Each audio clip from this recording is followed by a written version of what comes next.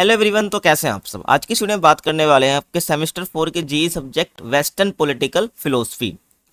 अगर आप इस वीडियो को देख लेते हो ना तो आपको जो एग्जाम है वो अच्छा जाने वाला है, क्योंकि जितने भी इंपॉर्टेंट क्वेश्चन निकलते हैं ना आपके सब्जेक्ट से वो मैंने इस वीडियो में इंक्लूड कर लिए हैं। तो सिंगल वीडियो से आपका काम बन जाएगा, आपका एग्जाम अच्छा जाने वाला है। तो इस वीडियो को आपको एंड तक देखना है, और इसके जो फ्री पीडीएफ नोट्स है वो आपको हमारे टेलीग्राम ग्रुप पर मिल जाएंगे, जिसका नाम है एकलव्य स्नातक 1। तो आप ज्वाइन कर सकते हैं, ठीक है। तो वहाँ पर आपको नोट्स प्रोवाइड कर जाएंगे।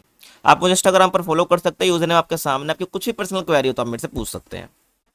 देखिए, जो पहला क्वेश्चन है हमारा कि प्लेटो के न्याय के सिद्धांत की विवेचना कीजिए। ठीक है भाई, जितने वेस्टर्न फिलोसफर हमें उन सब के बारे में पढ़ना है इस सब्जेक्ट में बेसिकली। तो आपसे ये पूछा है जो प्लेटो का जस्टिस का सिद्धांत है, न्याय का सिद्धांत है, उसकी विवेचना आपको करनी है, उसके बारे में आपको बताना है। ठीक है, देखिए अगर मैं बात करता हूँ प्लेटो की, तो प्लेटो बेसिकली क्या है, एक प्राचीन यूनान के महान दार्शनिक है। ठीक है भाई, यूनान के एक दार्शनिक है, थिंकर आप कह सकते हैं, फिलोसफर हैं ये बेसिकली। ठीक है, और वे सुकरात के शिष्य और अरस्तु के गुरु हैं। ठीक है भाई, ध्यान रखना, जो अरस्तु यानी जो एरिस्टोटल है उनके गुरु थे ये प्लेटो, और बाकी सुकरात के शिष्य हैं ये।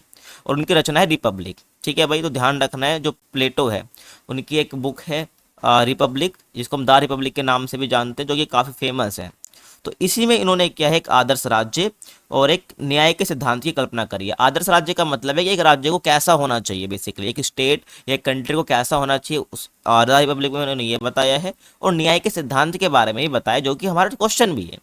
उसके बाद प्लेटो के अनुसार न्याय केवल कानूनों का पालन करना नहीं है, बल्कि ये आत्मा और राज्य की सही व्यवस्था है। ठीक है, हम क्या सोचते हैं भाई, अगर कानून सब पर सही तरीके से लागू हो रहा है तो ये न्याय है। बट प्लेटो क्या कहते हैं कि भाई न्याय जो केवल कानूनों का पालन करना नहीं, अगर हम कानून का पालन कर रहे हैं तो भी ये न्याय नहीं है, बल्कि ये आत्मा और जो राज्य है उसकी सही व्यवस्था है। यानी कि एक इंसान की जो आत्मा होती है उसकी और राज्य की सही तरीके से व्यवस्था है, तो ये हम क्या बोलेंगे, न्याय हो रहा है।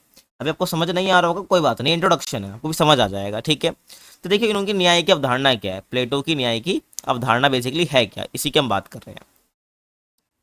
अगर बात करूं तो प्लेटो ने अपनी पुस्तक रिपब्लिक में न्याय को समझने के लिए काल्पनिक आदर्श राज्य की रचना करी है। ठीक है भाई, तो जो प्लेटो है बेसिकली हमको एक न्याय को समझाने के लिए अपनी जिनकी पुस्तक है, किताब है रिपब्लिक। ठीक है, आप इमेज में देखिए, एक तरह से क्या इमेज में आप देख सकते हो, जो कि एक तरह से दिन की बुक है। तो इसमें क्या है, इन्होंने काल्पनिक आदर्श राज्य की रचना करी है, मतलब एक ऐसा इमेजिनरी स्टेट या कंट्री समझा, एक इन्होंने क्या करा, एक राज्य की रचना कर दी। ठीक है, जो कि काल्पनिक है कि भाई राज्य को ऐसा होना चाहिए, बट एक्चुअल में ऐसा होता नहीं है, समझ रहे हो ना। तो उन्होंने बोला अगर हमें न्याय करना है तो एक ऐसा राज्य होना चाहिए। और उन्होंने ये जानने की कोशिश की है कि राज्य में न्याय क्या है, और फिर उसी सिद्धांत को व्यक्ति पर लागू करा है। ठीक है, जहां पर हमारा क्या आत्मा की बात आ जाती है, मैंने पीछे ही बताया, आत्मा और जो राज्य है उसकी सही व्यवस्था है ना बेसिकली। तो पहले जानने की कोशिश करते हैं कि राज्य में न्याय क्या है भाई, राज्य के अकॉर्डिंग व्हाट इज जस्टिस। ठीक है, और फिर उसी सिद्धांत को इन्होंने व्यक्ति पर लागू कर दिया है। ठीक है, आगे देखिए। और प्लेटो का मानना था कि व्यक्ति और राज्य में न्याय की प्रकृति एक जैसी होती है। ठीक है, ये क्या मानते थे भाई, जो व्यक्ति है और जो राज्य है उनमें जो न्याय की प्रकृति, जो नेचर ऑफ जस्टिस है, वो बिल्कुल एक जैसा ही है। आगे देखिए, अब यहाँ पर ना इन्होंने आत्मा और राज्य को तीन वर्गों में बांटा है। किसने, जो प्लेटो है बेसिकली, इन्होंने आत्मा और राज्य को तीन वर्गों में बांट दिया है। तो पहले हम राज्य की बात करेंगे, देन हम बात करेंगे आत्मा की। ठीक है भाई, तो देखिए प्लेटो ने आत्मा और राज्य को तीन भागों में बांटा है। अगर मैं राज्य के वर्ग की बात करूँ, राज्य के जो तीन भाग हैं उसकी मैं बात करता हूँ, तो देखिए अगर मैं बात करता हूँ राज्य की, तो पहला है शासक, दूसरा है सैनिक, और तीसरा है श्रमिक। ठीक है, तो जैसे कि बात करूँ शासक की, तो ज्ञान वाले व्यक्ति, ठीक है, निर्णय लेने वाले। ठीक है भाई, राजा का काम ही होता है डिसीजन लेना, तो इनके अनुसार ये है। उसके बाद सैनिक, जिनको वॉरियर्स भी कह देते हैं, जो कि साहसी होते हैं, रक्षा करने वाले होते हैं। तो प्लेटो ने अपनी बुक में बता रखा है इनके बारे में ऐसे ही। उसके बाद श्रमिक, ठीक है, जो कि वर्कर्स जिन्हें हम कहते हैं, तो इसमें व्यापार भी आ जाएगा। ठीक है, व्यापारी आ जाएगा, मतलब कृषि आ जाएगा, और श्रम करने वाले जो लेबर वर्क करते हैं। तो इन्होंने राज्य को तीन वर्गों में बांट दिया, शासक, सैनिक और श्रमिक, और इनके काम भी बताए कौन होते हैं ये। समझ आया, अब बस ध्यान से सुनो आप।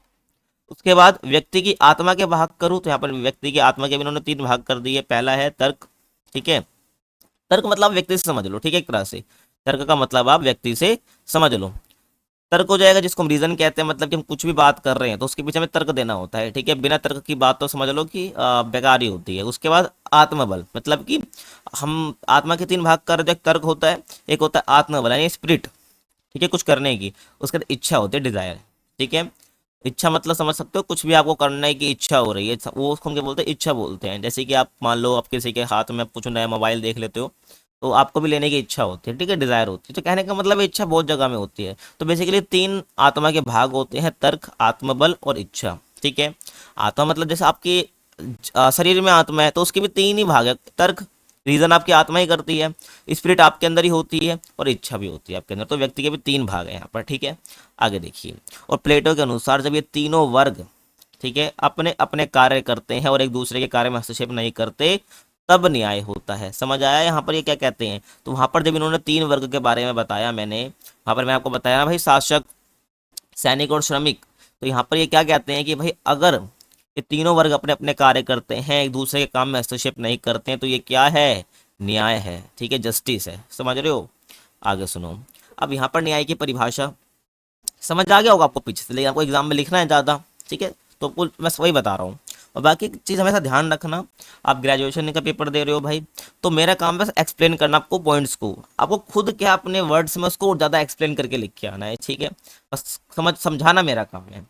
अब देखिए, अब न्याय की परिभाषा की हम बात कर रहे हैं।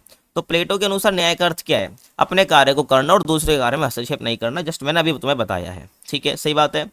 अब आगे मैं बात करूं, हर वर्ग को वही कार्य करना चाहिए जो उसके स्वभाव के अनुसार हो, यही न्याय है, ठीक है भाई। तो यहाँ पर देख रहे हो प्लेटो ने कितनी अच्छी बात करी है और जो आज भी लागू होनी चाहिए, ठीक है भाई, कि भाई हर वर्ग को वही कार्य करना चाहिए जो उसके स्वभाव में हो, उसके बिहेवियर में और उसके अनुसार हो, वही न्याय है।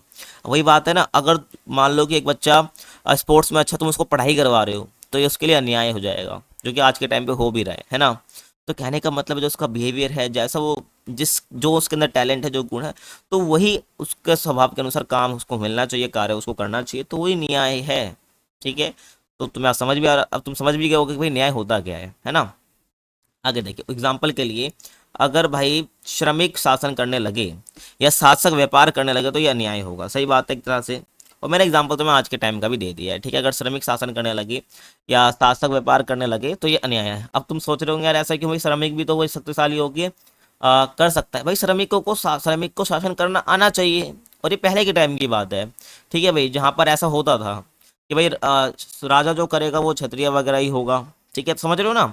तो कहने का मतलब है यहाँ पर श्रमिक शासन करने लगे और या भाई शासक व्यापार करने लगे, फिर व्यापारी क्या करेगा? अचार छोड़ डालेगा वो, सही बात है ना। तो श्रमिक शासन करने लगे भैया, शासक व्यापार करने लगे, तो यह अन्याय होगा। जिसका जो काम है उसको वही करना चाहिए, समझ रहे हो। आगे देखिए, अगर मैं बात करूं अन्याय की परिभाषा, कि अन्याय की परिभाषा क्या है इनके अकॉर्डिंग, प्लेटो के अनुसार। तो प्लेटो के अनुसार राज्य या आत्मा के 3 वर्गों में बड़ी गड़बड़ी होती है, ठीक है। तो ये बोलते हैं भाई, प्लेटो जो कहते हैं कि भाई राज्य जो 3 वर्ग मैंने बताए तुम्हें, आत्मा के मैंने 3 हिस्से, तुम्हें 3 भाग मैंने बताए, है ना। तो ये कहते हैं कि भाई जब 3 वर्गों में, आत्मा के 3 भागों में गड़बड़ी होती है, ठीक है, तब जाके क्या होता है? अन्याय होता है, ठीक है। इनके अनुसार जब क्या होता है? अन्याय होता है, समझ रहे हो। जैसे कि इच्छा तर्क पर हावी हो जाए, ठीक है, तुम जो रीजन दे रहे हो, तुम्हारी इच्छा, तुम्हारी डिजायर उस पर हावी हो जाए, या सैनिक शासन करने लग जाए, समझ रहे हो, तीनों वर्गों में गड़बड़ी हो रही है, क्योंकि शासन तो राजा करेगा, तो सैनिक शासन करने लगते हैं, तो वे अन्याय है। कहने का मतलब है, तो ध्यान रखना कि भाई प्लेटो के अनुसार अन्याय क्या है। इन्होंने बोला है कि भाई अब दूसरा काम जो उसका है ही नहीं वो करने लग जाए, ठीक है, तो उसे हम अन्याय बोलेंगे, और अपने स्वाभाविक कार्य से भटक जाना, ये क्या हो जाएगा? अन्याय हो जाएगा इनके अकॉर्डिंग। उसके बाद न्याय के महत्व की बात करूं तो प्लेटो के अनुसार बेसिकली जो न्याय का महत्व होता है, जैसे कि राज्य में शांति और व्यवस्था बनाए रखना, व्यक्ति की आत्मा में संतुलन लाना, ठीक है भाई, सही बात है। राज्य जब सही तरीके से होगा, एक आदर्श राज्य होगा, तो वहाँ पर शांति भी आएगी, व्यवस्था भी बनी रहेगी। क्यों? क्योंकि हर कोई अपना काम कर रहा है, ठीक है ना, हर कोई अपने स्वभाव के अनुसार काम कर रहा है, क्योंकि कोई किसी काम में हस्तक्षेप नहीं कर रहा, तो जो राज्य में क्या है, व्यवस्था बनी रहेगी, शांति बनी रहेगी और न्याय बना रहेगा। तो इससे न्याय का बहुत महत्व है। ऐसे व्यक्ति की आत्मा में संतुलन लाता है, ठीक है, सही बात है। और सभी वर्गों को आत्मसंतोष और स्थायित्व देता है, ठीक है। स्थायित्व मतलब स्टेबिलिटी देता है, ठीक है। ये क्या होता है? अनस्टेबिलिटी होती है, जब किसी को कुछ पता ही नहीं भाई मेरे को करना क्या है जिंदगी में, तो उसकी लाइफ थोड़ी अनस्टेबल सी रहेगी, तो वही बात है। लेकिन जब सभी वर्गों का काम बटा हुआ है, किसको क्या करना है, किसको क्या नहीं करना है, तो ऐसे में क्या होगा? सबको सेटिस्फैक्शन होगी, भाई मेरे को इतना ही करना है, और एक स्टेबिलिटी उनके अंदर है, ये समझ रहे हो ना। तो प्लेटो के अनुसार न्याय का बहुत महत्व है। राज्य को आदर्श बनाता है, जब न्याय की बात करते हो राज्य भी क्या बन जाता है? आदर्श बन जाता है, ठीक है, उसके काम वो करता है। और प्लेटो का मानना था कि केवल न्यायपूर्ण राज्य ही नागरिकों को सच्चे सुख की ओर ले जा सकता है, सीधी सी बात है। तो यही कहते हैं जो न्यायपूर्ण राज्य है ना, और न्यायपूर्ण राज्य इनके अकॉर्डिंग है क्या, जहाँ पर तीन वर्ग हैं वो आपस में अपना स्वभाव के अनुसार अपना जो उनके काम है वो कर रहे हैं, हस्तक्षेप नहीं कर रहे दूसरे काम में, तो वो न्यायपूर्ण राज्य है प्लेटो के अनुसार। तो न्यायपूर्ण राज्य ही के नागरिकों को सच्चे सुख की ओर ले जा सकता है, ये प्लेटो के अनुसार प्लेटो का मानना है। ठीक है, ध्यान रखना है आपको। अब ना इनको आलोचना भी सहनी पड़ी है, अब वो आलोचना क्या है उसकी हम बात करते हैं। देखिए, तो प्लेटो के न्याय के सिद्धांत की कुछ आलोचनाएं भी की गई हैं, जैसे कि अत्यधिक वर्ग विभाजन। आपको पता है भाई, इन्होंने वर्ग विभाजन कर दिया, आत्मा को तीन हिस्सों में बांट दिया इन्होंने, और वहीं इन्होंने राज्यों को भी तीन वर्गों में बांट दिया। तो यहाँ पर इनकी आलोचना करी है भाई, इन्होंने क्या करा, जो कि हमें समाज में किसी को बांटना नहीं चाहिए, राज्यों को बांटना नहीं चाहिए, वही इन्होंने क्या करा, बांट दिया है। ठीक है, तो इन्होंने अत्यधिक वर्ग विभाजन कर दिया, जैसे कि तीन वर्गों में कठोर विभाजन व्यवहारिक नहीं है। ठीक है ना, मतलब कि तीन से ज्यादा वर्ग बन सकते हैं जो कि व्यवहारिक नहीं है। उसके बाद व्यक्तिगत स्वतंत्रता की कमी, तो प्लेटो का राज्य जो है व्यक्ति की इच्छा को सीमित करता है। सही बात है, मैंने देखा पीछे, ये व्यक्ति की इच्छा को क्या कर रहा है, सीमित कर रहा है। ठीक है, अगर व्यक्ति की इच्छा ज्यादा हो जाएगी तो ये इनको अन्याय बोल रहे हैं। ठीक है, ध्यान रखना प्लेटो, तो इसलिए इनकी आलोचना करी जाती है। उसके बाद लोकतंत्र विरोधी भी बोला जाता है इनकी जो ये न्याय की सिद्धांत है। कैसे, तो प्लेटो ने लोकतंत्र की आलोचना की और शासक वर्ग को सर्वोपरि रखना। ठीक है भाई, क्योंकि लोकतंत्र में तो भाई आपको पता है जनता का शासन होता है ना, जनता का शासन होता है, तो वही बात है। तो यहाँ पर बेसिकली उन्होंने शासक को सबसे ऊपर माना। ठीक है, समझ रहे हो ना, तो तभी क्या है इनको लोकतंत्र विरोधी माना जाता है, इनके विचारों को।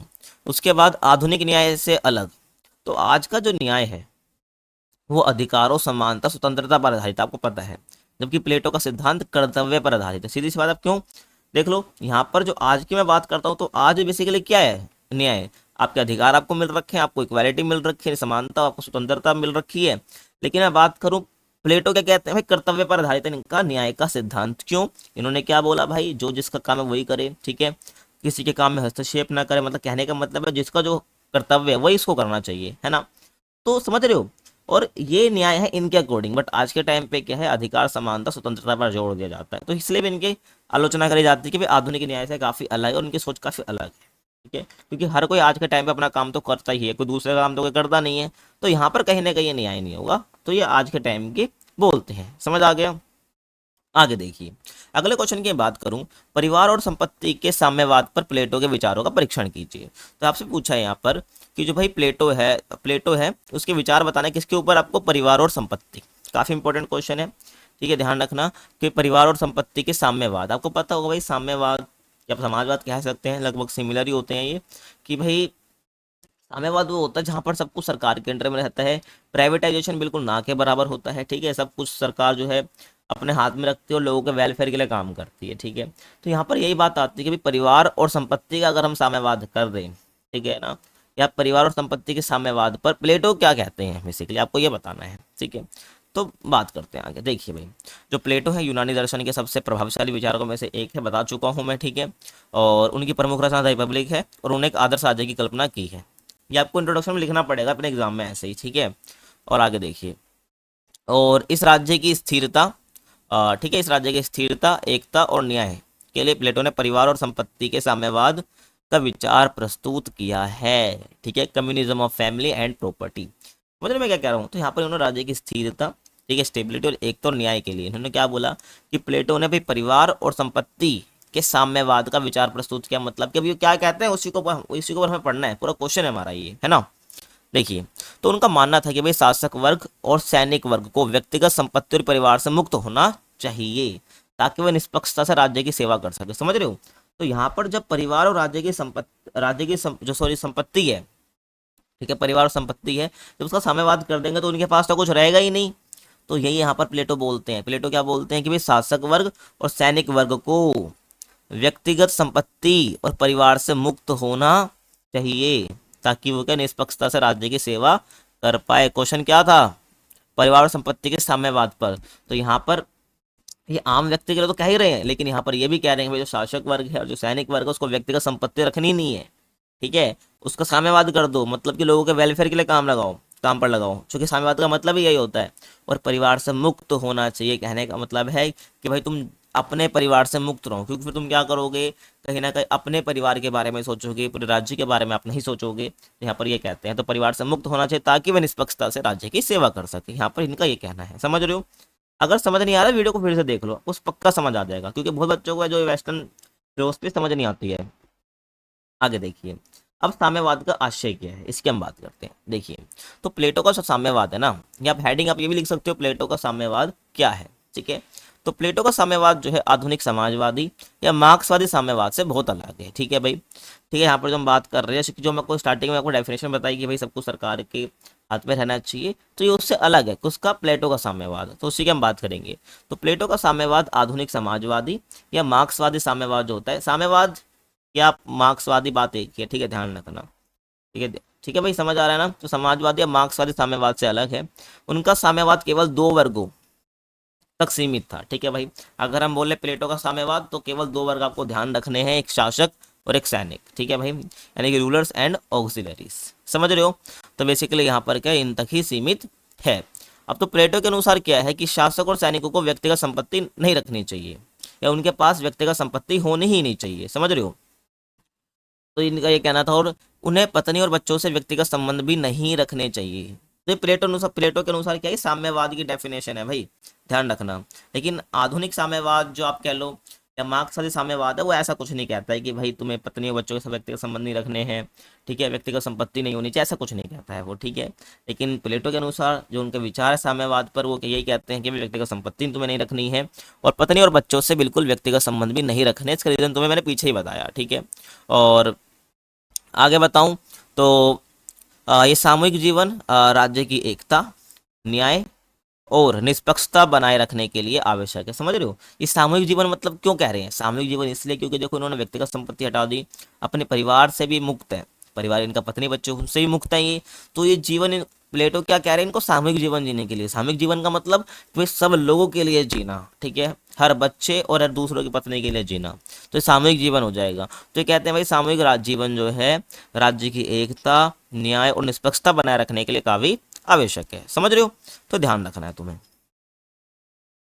आगे देखिए, परिवार का साम्यवाद। तो यहाँ पर ये क्या कहते हैं, तो प्लेटोनिक रिपब्लिक में कि शासक और सैनिक वर्ग व्यक्तिगत रूप से परिवार नहीं रखेंगे, समझ रहे हो। तो यहाँ पर बोला भाई इंडिविजुअल रूप में तुम क्या नहीं रखोगे, परिवार नहीं रखोगे, पूरा राज्य ही तुम्हारा परिवार है, पूरा राज्य क्या है, तुम्हारा परिवार है, समझो। तो रिपब्लिक में ये बताते हैं कि भाई शासक और सैनिक वर्ग व्यक्तिगत रूप से परिवार नहीं रखेंगे, क्योंकि यहाँ पर इन्होंने इनके साम्यवाद के अनुसार दो ही वर्ग की बात करते हैं, ध्यान रखना। स्त्री और बच्चों का कोई निजी संबंध नहीं होगा, ठीक है ना, इनका शासक का और सैनिक वर्ग का।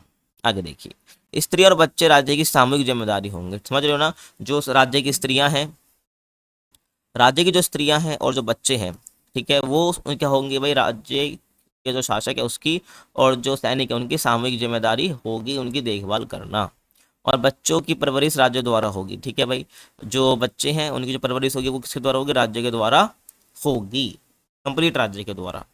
और कोई भी पुरुष ये नहीं कहेगा कि ये मेरी पत्नी है या मेरा बच्चा है, क्योंकि इससे क्या होता है कि निजीपन आता है। फिर क्या होता है कि भाई आप अपने पत्नी या बच्चे के लिए ज़्यादा सोचते हैं पूरे राज्य के मुकाबले। तो इसलिए कहते हैं भाई कि अगर हमें लोगों के वेलफेयर के लिए काम करना है, देखो आज का समाज भी ये कहता है भाई हमें लोगों के वेलफेयर के लिए काम करना है, तो ये भी लोगों के वेलफेयर के लिए काम की बात ही कर रहे हैं प्लेटो, बट इनका जो तरीका है ना साम्यवाद को एक्सप्लेन करने का थोड़ा अलग है।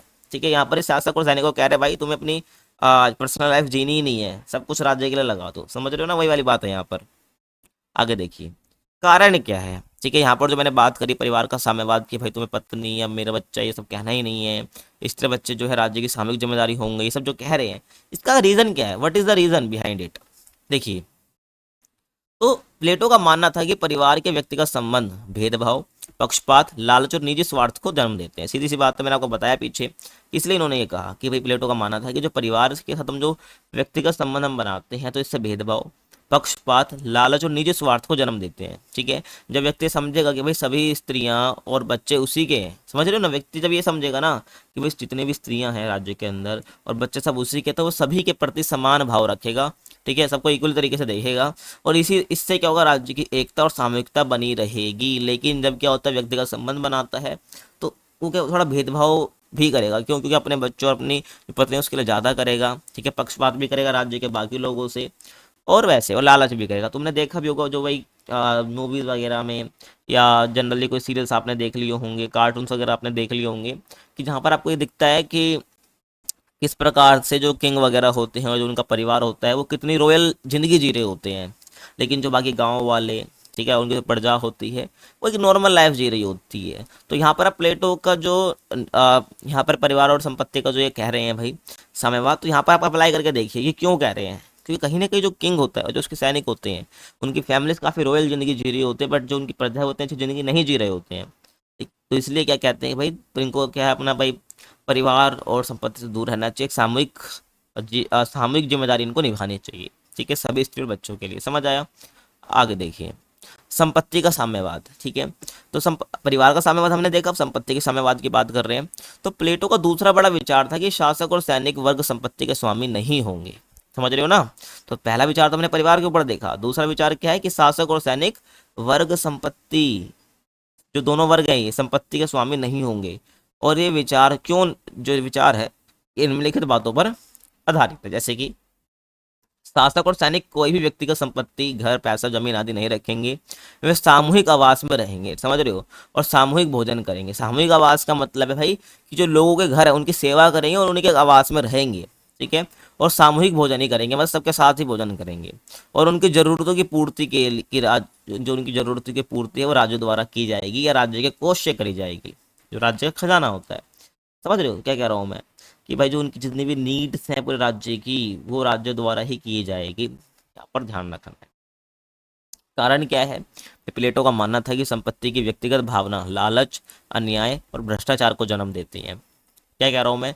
जब भाई बंदे के पास खुद की पैसा है, ठीक है, संपत्ति जब व्यक्तिगत तरीके से उसके पास है, तो ये भावना जो है लालच, अन्याय, भ्रष्टाचार को जन्म देती है। क्योंकि हम सोचते हैं हमारे पास इतना पैसा आ जाएगा हम खुश हो जाएंगे। नहीं, जिसके पास जितना पैसा आता है वो उतना ही उसको और पैसा चाहिए होता है। कहीं ना कहीं वो और तरीके ढूंढता, कहीं वो भ्रष्टाचार का भी अपनाता है। ठीक है, लोगों को परेशान भी करता है। तो कहीं ना कहीं उसके अंदर लालच, अन्याय, भ्रष्टाचार की भावनाएं आती ही आती हैं। ये प्लेटो का कहना है और ये रियल लाइफ में भी है। ठीक है, और अगर शासक वर्ग जो है संपत्ति का मालिक बन जाएगा, यहाँ पर ध्यान सुनना, प्लेटो कहती है अगर भाई शासक वर्ग जो है संपत्ति का मालिक बन जाएगा, ठीक है, तो वह अपने फायदे के लिए ही शासन करेगा, ना कि जनता के लिए। समझ रहे हो क्या कह रहा हूँ मैं? तो अपने फायदे के लिए ही शासन करेगा, टैक्स कलेक्शन वगैरह करेगा, ना कि जनता के लिए जिएगा या जनता के फायदे के लिए शासन करेगा। समझ रहे हो?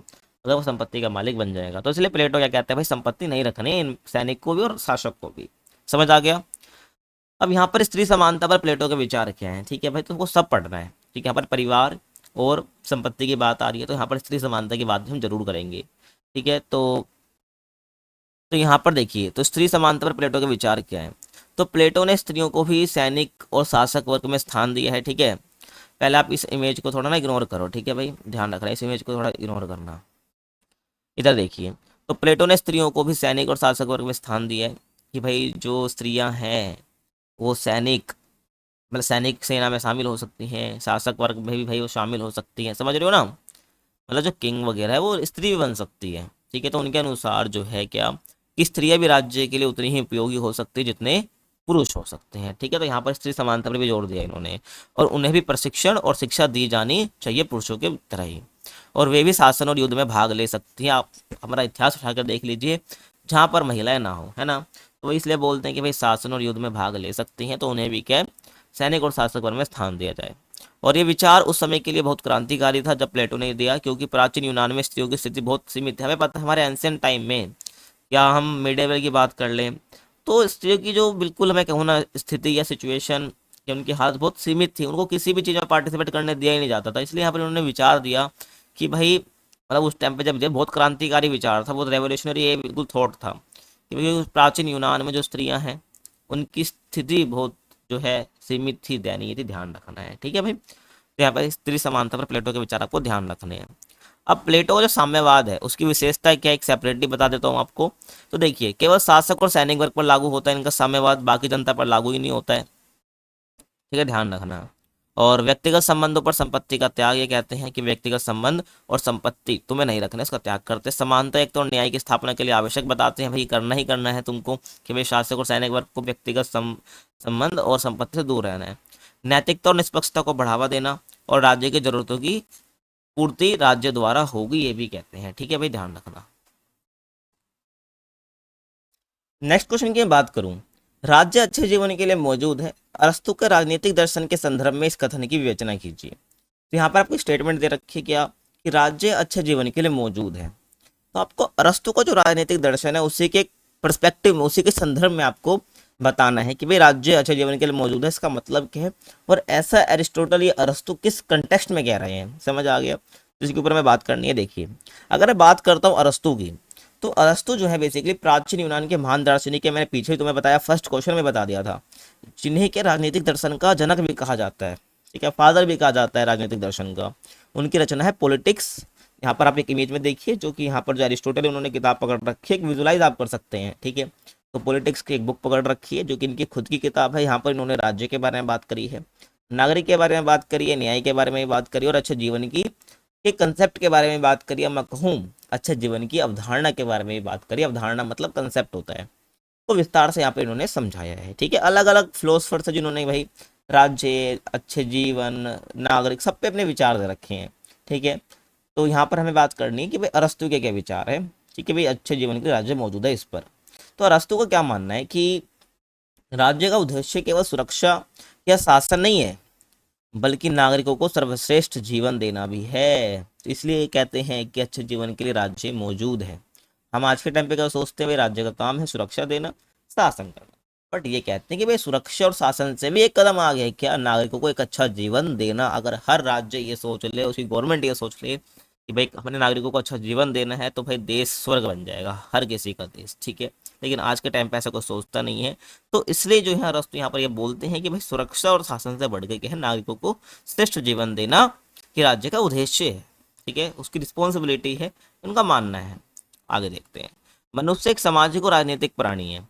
ये तो पहले से हमें पता है कि भाई जो अरस्तु हैं वो मनुष्य को एक सामाजिक और राजनीतिक प्राणी कहते हैं। देखो, सामाजिक प्राणी क्यों कहते हैं, क्योंकि समाज में रहता है। राजनीतिक प्राणी क्यों कहते हैं, क्योंकि वो राजनीति में पार्टिसिपेट करता है, इसलिए क्या मनुष्य को एक सामाजिक और राजनीतिक प्राणी कहते हैं। देखिए, तो अरस्तु के अनुसार मनुष्य स्वभाव से एक राजनीतिक प्राणी होता है। क्यों होता है, मैंने बता चुका हूँ तुम्हें अभी। वह अकेले रह नहीं सकता, ठीक है, और वह समाज और संवाद के माध्यम से ही विकास करता है। देखो, ठीक है भाई, अकेले रह नहीं सकता और वो समाज और संवाद के माध्यम से, मतलब बातचीत के माध्यम से ही विकास कर पाता है अपना। इसलिए राज्य जो है मानव की प्रकृति के अनुरूप है, ठीक है। जो राज्य है ना बेसिकली वो क्या है, मानव की प्रकृति के अनुरूप है। अब देखो, राज्य ऐसे नहीं बन जाता।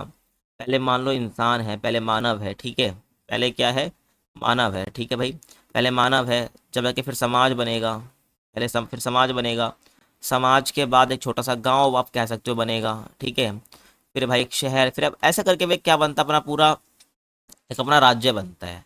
तो राज्य कहीं ना कहीं इंसानों से बना है, मानव से बना है। तो राज्य जो है मानव की प्रकृति के अनुरूप ही है, आप अलग नहीं कर सकते हैं इन्हें। और राज्य जो है मनुष्य की उच्चतम आवश्यकता है, ठीक है ना। जो राज्य है बेसिकली क्या है, मनुष्य की उच्चतम आवश्यकता है, जो उसे केवल जीवन नहीं बल्कि एक अच्छा जीवन प्रदान करता है। क्योंकि भाई मानव प्रकृति के अनुरूप ही राज्य बना है, मैंने आपको पहले बताया अभी कैसे। तो यहाँ पर कहीं ना कहीं ये बात आती है कि भाई मनुष्य की उच्चतम आवश्यकता राज्य है, जो कि केवल उसे जीवन नहीं, एक अच्छा, एक गुड लाइफ प्रदान करता है। समझ आ रहा है। अब आगे मैं बात करूँ राज्य की उत्पत्ति और उद्देश्य। यहाँ पर क्या बताते हैं कि भाई अरिस्टोटल या अरस्तु की राज्य की जो उत्पत्ति है कैसे हुई और उद्देश्य क्या है।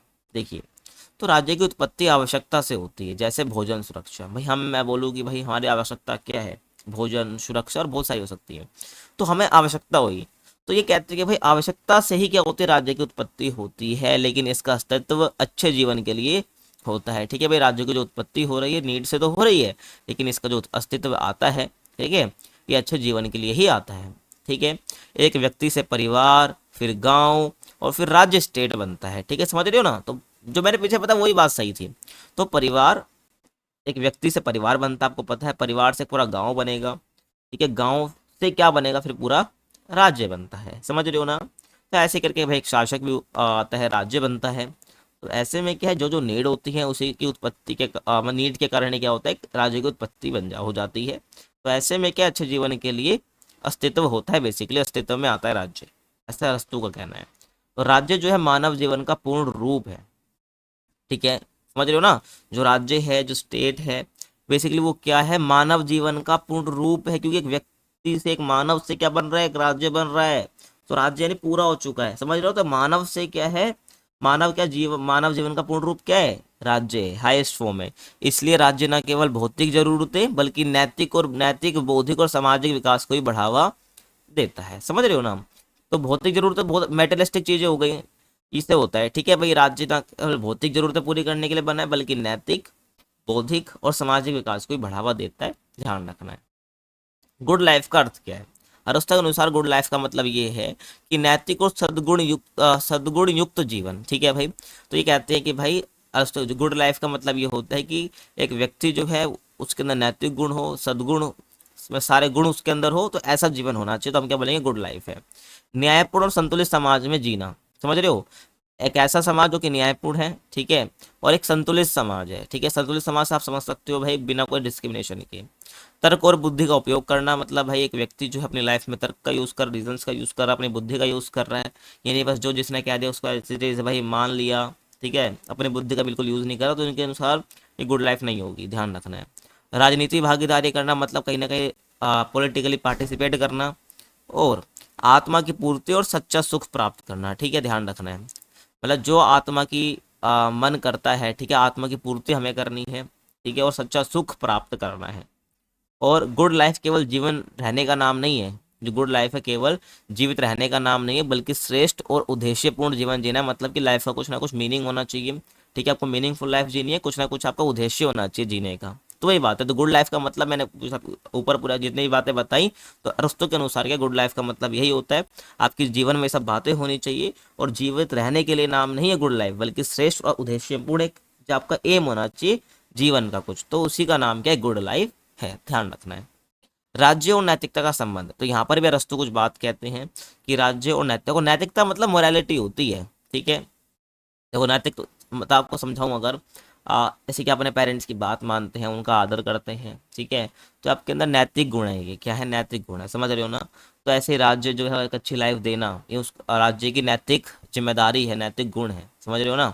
तो वही है। तो राज्य और नैतिकता का संबंध के ऊपर क्या बोलते हैं अरस्तु, इसकी हमें बात करनी है। देखिए अरस्तु जो है राज्य को नैतिक संस्था का मानते हैं, आपको पता है मोरल इंस्टीट्यूशन मानते हैं। तो राज्य का कार्य नागरिकों को सद्गुण सिखाना है, ठीक है। सद्गुण व्यक्ति जीवन जी रहा है, वो गुड लाइफ जी रहा है, तो नागरिकों को सिखाएगा कौन, राज्य सिखाएगा, ठीक है। तो इसलिए राज्य और नैतिकता का संबंध यहाँ पर यही बताते हैं कि राज्य का काम है नागरिकों को सद्गुण सिखाना। एक अच्छा राज्य वही है जो लोगों को नैतिक बनाता है, ठीक है, मोरालिटी उनको सिखाता है। राज्य के कानून और राज्य के कानून और व्यवस्था से नागरिकों का चरित्र निर्मित होता है, ठीक है भाई।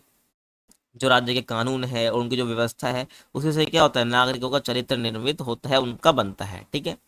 आगे देखिए, इसलिए राज्य का उद्देश्य केवल नियंत्रण नहीं बल्कि नैतिक विकास है, ठीक है भाई। नहीं कंट्रोल नहीं करना है तुम्हें राज्य के, तुम अगर पोस्ट पे हो या मान लो पावर तुम्हारे पास है, तो राज्य का उद्देश्य केवल नियंत्रण करना नहीं है बल्कि नैतिक विकास जो लोगों को तुम्हें करना है, यहाँ पर ही कहते हैं, ठीक है। और यहाँ पर अरस्तु यही बोलते हैं राज्य का सर्वोत्तम रूप, ठीक है, कि भाई अरस्तु ने राज्य के कई रूप बताए हैं, ठीक है, जैसे राजतंत्र हो गया, कुलीन तंत्र हो गया, ध्यान रखना है। तो उनके अनुसार सर्वोत्तम राज्य कौन है, वह जिसमें मध्य वर्ग मजबूत हो, जिसमें मिडिल क्लास क्या हो, मजबूत हो, समझ रहे हो।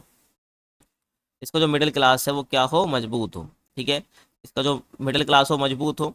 तो यहाँ पर अरस्तु ने राज्य के कई रूप बताए, जैसे राजतंत्र हो गया, कुलीन तंत्र हो गया। तो यहाँ पर इनको इससे मतलब नहीं है, यहाँ पर ये कहते हैं कि भाई सर्वोत्तम राज्य वो है, सर्वोत्तम रूप वो है जिसका मिडिल क्लास, एक राज्य के अंदर जो मध्य वर्ग वो मजबूत हो, कानून का शासन हो, ठीक है, और सभी नागरिकों को राजनीतिक भागीदारी का अवसर मिले, ना कि कुछ गिने चुने लोगों को, जैसे आज के टाइम पे होता है, ठीक है, ध्यान रखना। और नागरिकों को नैतिक और शैक्षिक रूप से विकसित किया जाए, भाई जो नागरिक सिटीजन है राज्य के, उनको नैतिक रूप से शैक्षिक रूप से विकसित किया जाए, ठीक है, ध्यान रखना है, समझ आ रहा है, ध्यान रखना है, ठीक है, ये आपको जो बता रहा हूँ मैं आपको। और ऐसा ही राज्य के गुड लाइफ को संभव बना सकता है, अदरवाइज नहीं हो सकता है, ठीक है। कानून का शासन हो, मध्य वर्ग मजबूत हो, नैतिक और शैक्षिक रूप से विकसित किया जा रहा है, तो ऐसे ही क्या है, गुड लाइफ को संभव बना सकता है। क्यों, क्योंकि देखो नैतिक और शैक्षिक रूप से जब विकसित होगा ना इंसान एक राज्य के अंदर, तो गुड लाइफ ही जिएगा, उससे उद्देश्य कुछ ना कुछ होगा ही, ये ध्यान रखना।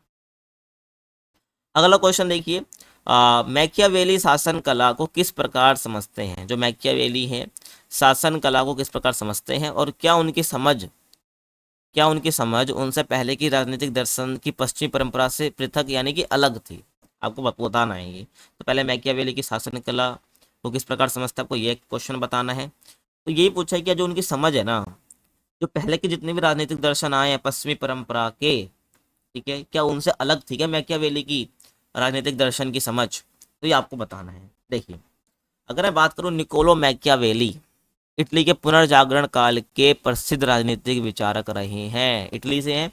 पुनर्जागरण मतलब होता है जैसे कि मान लो एक ऐसा समय चल रहा था जो बहुत बेकार चल रहा था, उसके बाद फिर से क्या सब कुछ ठीक होता है, तो उसको हम क्या बोलते हैं, पुनर्जागरण हम बोलते हैं।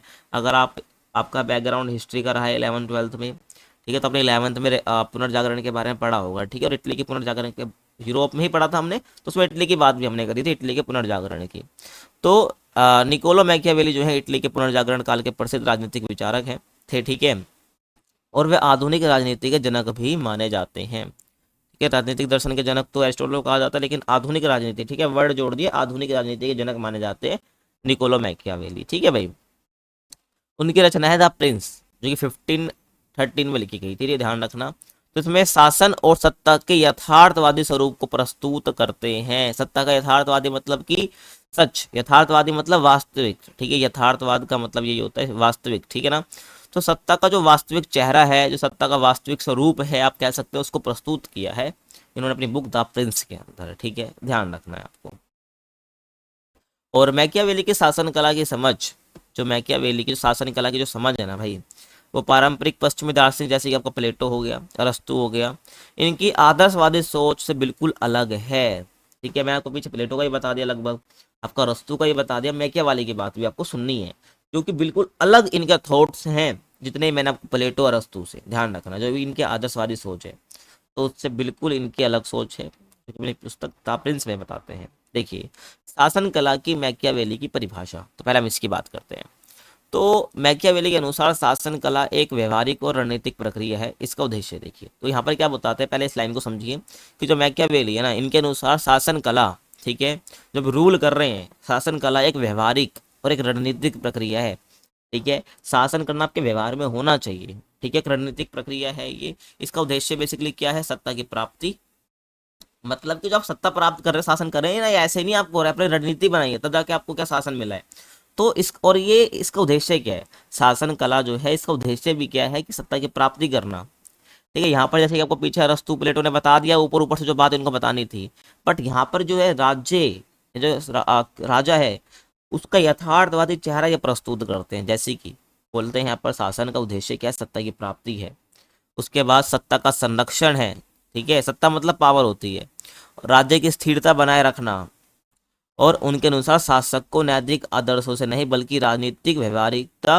और परिणामों से निर्देशित होना चाहिए, ठीक है ना। तो यहाँ पर बोलते हैं कि मैकियावेली जो कहते हैं कि भाई शासन कला एक व्यवहारिक और रणनीतिक प्रक्रिया, तो यहाँ पर तुम्हें ना नैतिक आदर्श जो कि अरस्तु कहते हैं उससे तुम्हें नहीं, बल्कि राजनीतिक जो है व्यवहारिकता से और परिणामों से निर्देशित होना चाहिए, ठीक है, नैतिक आदर्शों से नहीं। तुम्हारा मेन उद्देश्य होना चाहिए पावर को प्राप्त करना, पावर को बचाना और राज्य को स्टेबल बनाना। और राज्य में स्थिरता कब आती है, जब एक ही बंदा रूल कर रहा होता है, ध्यान रखना। राजनीति और नैतिकता का पृथक्करण, तो यहाँ पर क्या है बेसिकली, जो मैकियावेली यहाँ पर ये राजनीति और नैतिकता को बिल्कुल अलग अलग करके बात करते हैं, ठीक है। कहते हैं ये नैतिकता का और राजनीति से कोई मतलब नहीं है। देखिए, मैकियावेली ने कहा कि राजनीति को नैतिकता से जोड़ना एक भ्रम है, ठीक है, इल्यूजन है। उनका क्या मानना था कि राजनीति में सफलता के लिए जरूरी नहीं कि शासक नैतिक हो, उसे केवल प्रभावी होना चाहिए, समझ रहे हो ना, इम्पैक्टफुल होना चाहिए।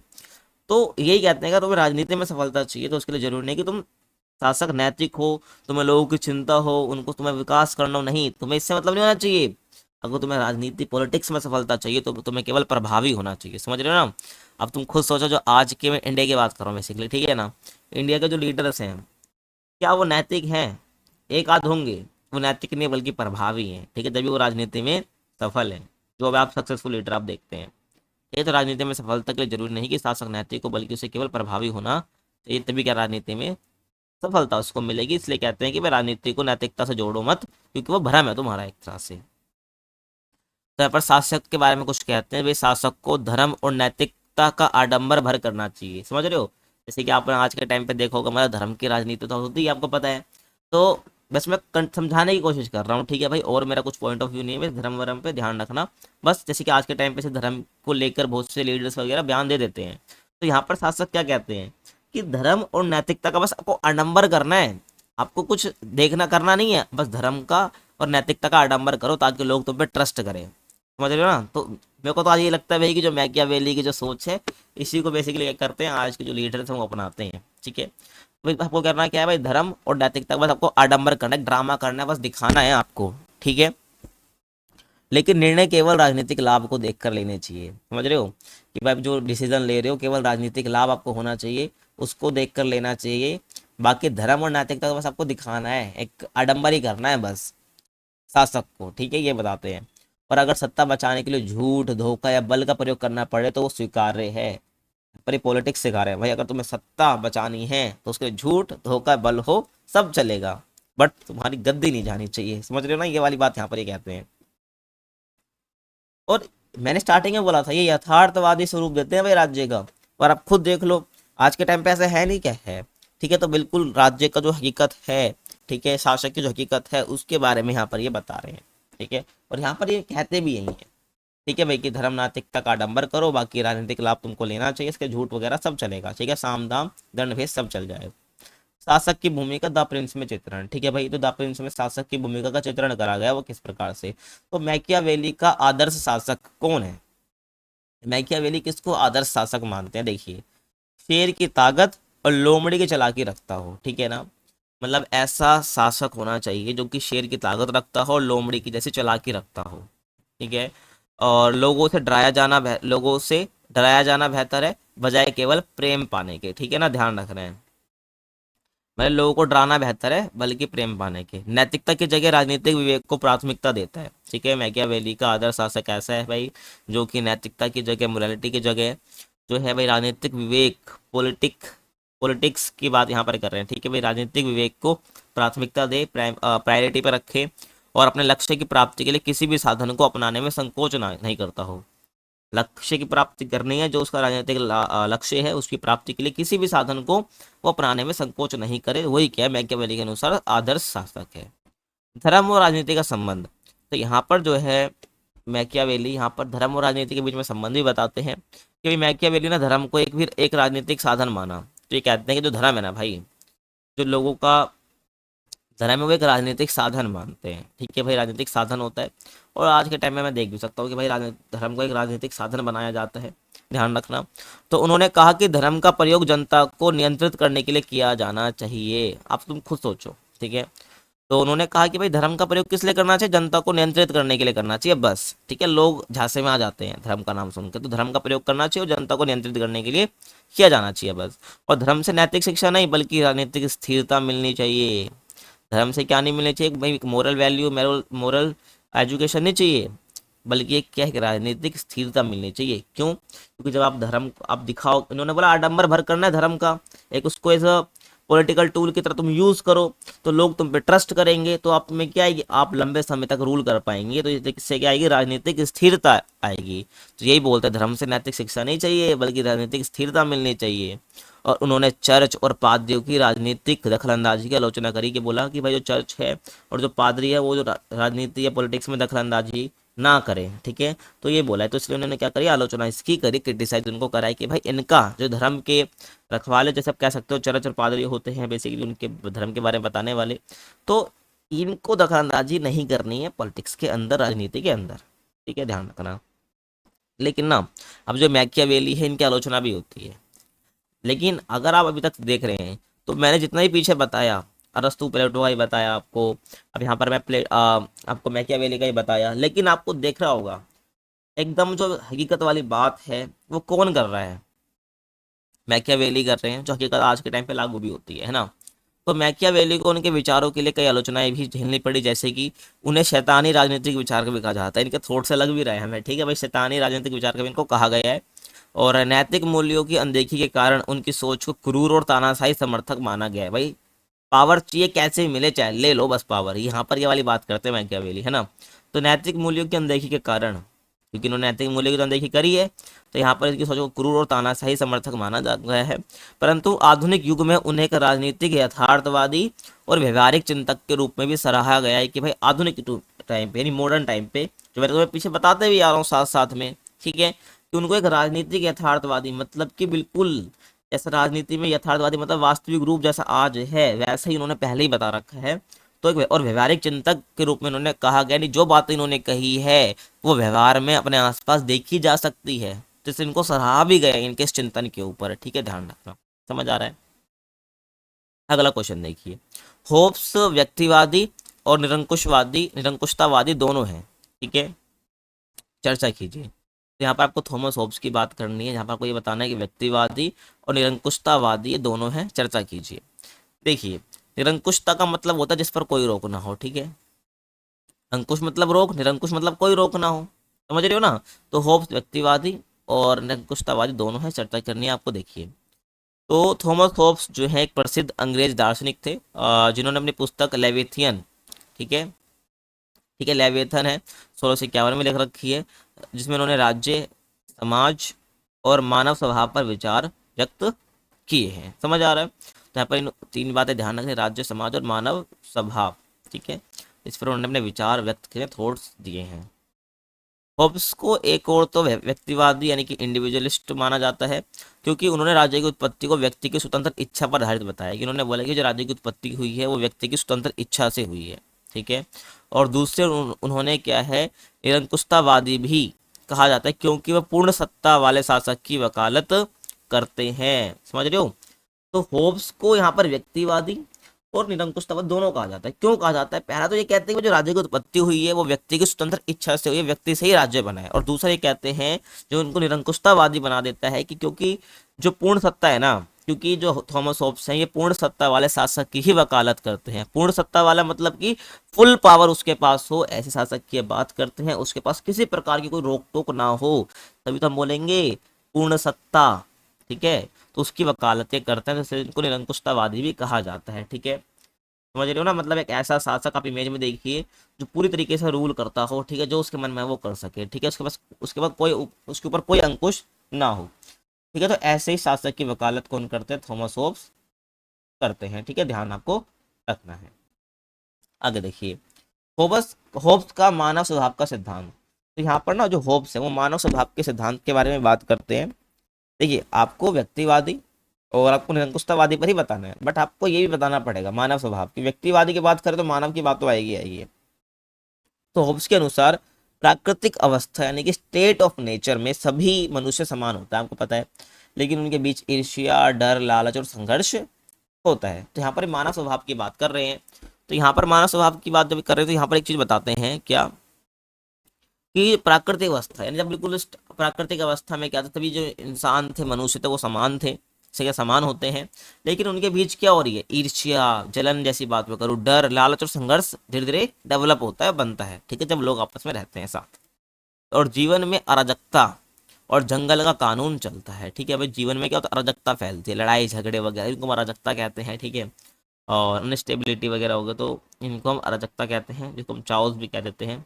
अराजकता मतलब परेशानी भी खड़ी हो जाती है। तो जीवन में अराजकता और जंगल का कानून चलता है। ठीक है भाई, जंगल में जैसे कानून चलता है आपको पता है, मतलब लो वगैरह, मतलब कि जो जंगल में फॉलो होते हैं एक तरह से जानवरों के बीच में।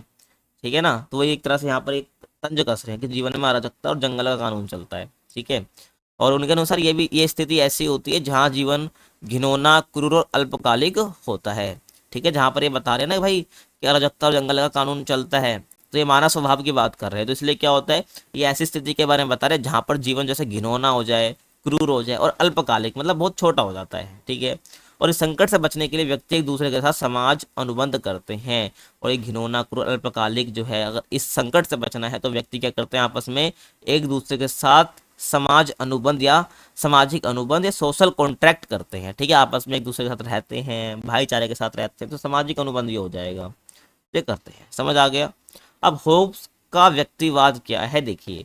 तो होब्स को व्यक्तिवाद इसलिए कहा जाता है, होब्स को व्यक्तिवाद इसलिए कहा जाता है ना, क्योंकि उन्होंने राज्य की उत्पत्ति व्यक्ति की सहमति से मानी है, कि भाई जो व्यक्ति की सहमति से क्या हुआ? राज्य बना है। मैंने पीछे बताया, व्यक्ति से परिवार, परिवार से गांव, गांव से राज्य, ऐसे ही ना। तो ये व्यक्ति की सहमति से ही राज्य बन रहा है, आपको सीधी सी बात है, मैंने पीछे ही बताया।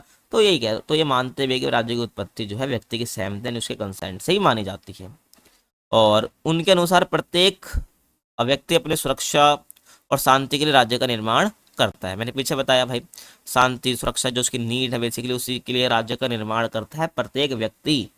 अगर मैं बात करूँ एक छोटा सा गांव भी है तो वहां पर सरपंच क्यों होती है, पंचायत क्यों होती है, इसलिए होती है ताकि जो पंचायत है वहाँ की जो उनकी सुरक्षा है, जो जरूरी निर्णय है वो ले पाए और पंचायत के लिए काम कर पाए, पंचायत काम कर पाए, सीधी सी बात है।